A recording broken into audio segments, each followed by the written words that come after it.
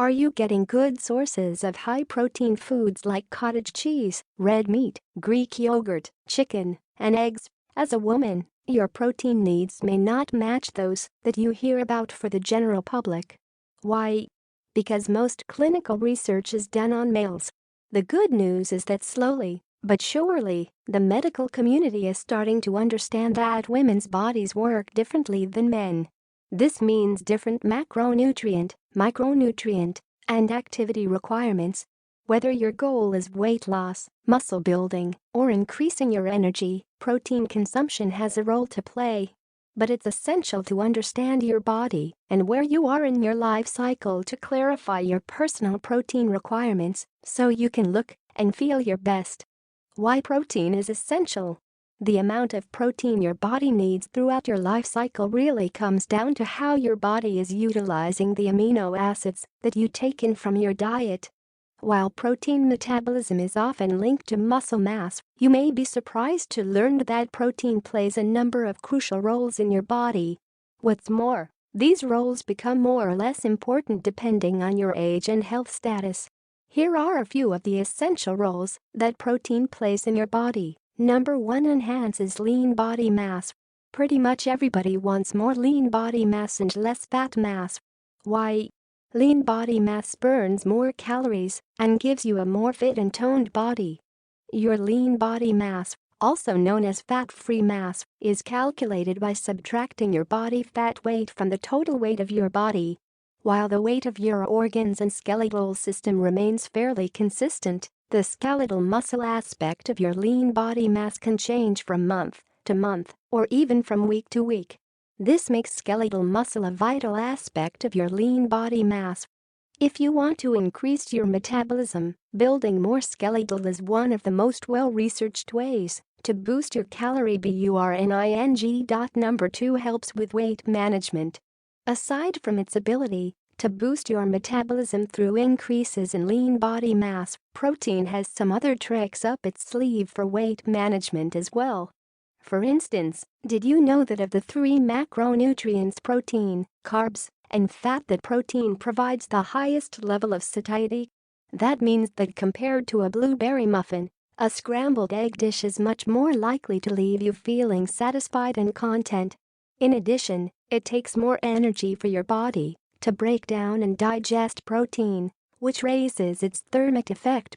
In other words, you actually burn more calories digesting protein than you do fat, or carbs. Number 3. Supports immune health. The health of your immune system is dependent on several factors in your body.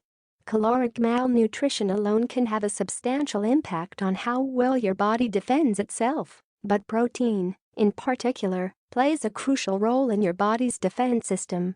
For example, the amino acid arginine is known for its ability to enhance cellular immune mechanisms. Similarly, the presence of adequate protein in your diet is essential for T-cell function, a key immune cell. In addition, in a disease state, protein breakdown from your skeletal muscle can be used to fuel your body, and particularly your immune system, to help combat whatever imbalances your body is struggling with. Signs that you're not consuming enough protein. In the United States, protein deficiency is pretty rare. The standard American diet set is packed with all kinds of processed and low-quality protein foods, which translates into protein sufficiency, albeit not the type of sufficiency you're looking for. However, if you steer clear of the SAD, you may find that your protein needs aren't being met as sufficiently as you may think. This is especially true for active people that not only need more calories but specifically require protein to build and maintain muscle mass. This isn't to say that, if you're active, you need to double your protein intake. Just make sure you're consuming the right ratio for your body. Here is a list of some signs that you're not consuming enough protein for your body. Hair loss, brittle-ridged nails, muscle loss or inability to gain muscle. Fatigue. Impaired immunity. If you noticed one or more of these symptoms, it's possible that you could benefit from upping your protein intake. However, when it comes to malnutrition, it's not always as cut and dry as increasing one nutrient.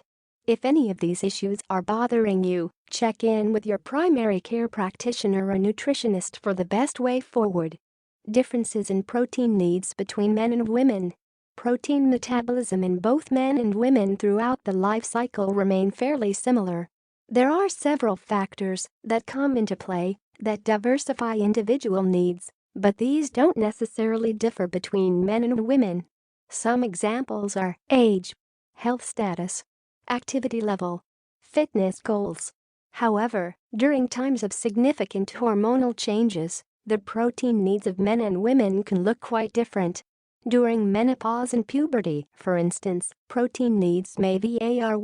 Let's take a look at men's versus women's protein needs during the life cycle. Puberty. One of the reasons that puberty becomes a time when protein needs between men and women diverge is due to the presence of the hormone testosterone. Until this time, both males and females have about the same amount of testosterone in their hormonal systems. However, during puberty, males experience a significant increase in testosterone. Testosterone is responsible for an increase in muscle protein synthesis, resulting in increased muscle mass in males. As more protein is being used to synthesize muscle, the protein needs of pubescent boys increase as compared to females. Some in vitro animal studies even suggest that female hormones inhibit muscle protein synthesis during this time, which would result in even lower dietary protein in EEDs. Young adulthood. As you move away from the significant changes that puberty brings, your body continues to grow and change into young adulthood. Here it's less a matter of hormonal changes and more a result of changing body composition. During this time, men may still experience a faster turnover of muscle protein. This has to do with the fact that men naturally have larger muscles than women. With more muscle tissue in the body, their needs remain higher as their cells turn over and renew. Does this mean that men's muscles are naturally hungrier for protein than women? Not necessarily. When researchers examined whether men's muscle protein, regardless of volume, required more turnover than women, they found no differences in turnover rate. Another contributor to protein turnover in your body is adiposity. Your fat cells' adipose tissue is recognized as an independent endocrine organ. As such, it secretes its own hormones and inflammatory chemicals that can affect the rate of protein turnover in your body. Since women tend to have a higher body fat mass than men, this could potentially affect their protein needs. However, there's no solid evidence that this discrepancy in body composition leads to changes in dietary protein needs for men versus women. Post-menopause. During menopause, a woman's estrogen levels begin to decline as her menstrual cycle comes to an end. As a result, most women experience a progressive decrease in muscle mass as well as strength and bone density. In fact, it's estimated that 1 in 3 women will experience bone fractures during their postmenopausal years due to loss of muscle mass and its interplay with bone density. In addition to the hormonal aspects of aging and muscle maintenance for women, a condition called anabolic resistance may also take hold. Anabolic resistance results in a reduced ability for skeletal muscle to take up amino acids. For this reason, some authorities recommend increasing dietary protein intake for the postmenopausal population from the standard 0.8 grams kilogram to 1.2 grams kg. How much protein do women need? As you can see, there are some clear turning points in women's lives where protein needs may change. In general, the guideline for protein intake is 0.8 grams per kilogram of body weight. This recommendation applies to both men and women and is meant as a base RECOMMENDATION. Some other factors that can affect the amount of protein you need daily as a woman include activity level, age, pregnancy, and menopause. Let's take a look at each of these in more detail. Activity level. Your activity level plays a significant role in determining the amount of protein you should consume daily. Physical activity not only increases all-around caloric needs, but it also has an impact on muscle maintenance and growth. a process in which protein plays a crucial role. To date, research has primarily focused on males and/or both males and females when it comes to activity and protein needs. For this reason, if you're an active woman, it's best to go with the general guidelines and tweak for your body by paying attention to how you feel and how efficiently you're able to gain muscle. The general guidelines for active people are 1.2 grams of protein for each kilogram of body weight, up to 2.0 grams of protein per kilogram of body weight. Aerobic exercise requires a bit less protein, so hovering around that 1.2 grams, give or take, should be a good starting point. Resistance training tends to require more protein, so you can potentially up your intake to 2.0 grams per kilogram if your primary activity is resista and CE. Due to the effect of aging on muscle wasting, more research has been carried out on older populations in terms of protein needs in females. In one study, researchers concluded that for women aged 65 to 75, a protein intake of 1 grams per kilogram of body weight was the threshold of protein intake that prevented muscle loss.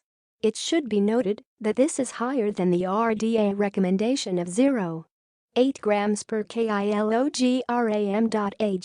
While 0.8 grams per kilogram is one way of calculating a baseline for protein intake, the RDA also breaks down protein needs by grams for each age group. For women, dietary reference intakes looks like THIS. Infants and children up to 9 years old are the same for boys and girls. 9 to 13 years old, 34 grams of protein per day. 14 to 70 plus years old, 46 grams of protein per day. Another way of looking at protein intake is through the acceptable macronutrient distribution range (AMDR), which presents protein needs as a percentage of your daily caloric intake. For women, it looks like THIS. 9 to 18 years old, 10 to 30% protein. 19 to 70 plus years old, 10 to 35% protein. As you can see, both the RDI and AMDR recommendations don't leave much room for individual needs. It should also be noted that research supports the concept